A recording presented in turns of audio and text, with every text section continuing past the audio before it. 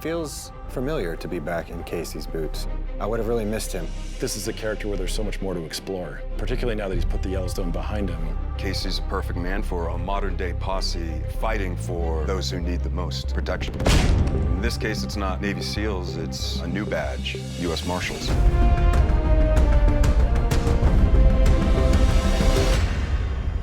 Marshals picks up where Kayce left off. He's in his new journey, deciding to leave the ranch, joining the U.S. Marshals. He's new to the team. The team itself is new.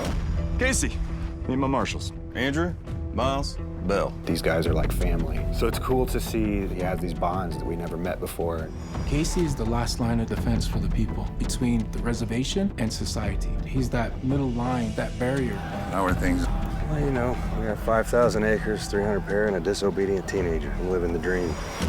When you first see Tate, he's growing up and beginning to reject authority from his dad. But as time moves on, they get stronger. We get to see them in their next phase of life. And then, bam, we're also hit with explosions, bandits, helicopters, horse chases. We're doing a lot of physical stuff. Tactical training, fighting. I got 2 huge bruises on my thighs right now that are black and blue from shooting yesterday. We have former Navy SEALs as our fight coordinators.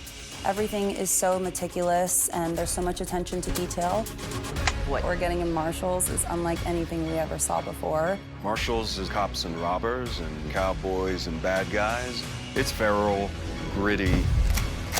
It's gonna grip people in a way that other shows haven't. I was most excited about exploring this new world for Kayce. He says in this show, I'm good at 2 things. One of those things is cowboying, and the other one is being a warrior. And now he has a really great reason to become the warrior that he's supposed to be.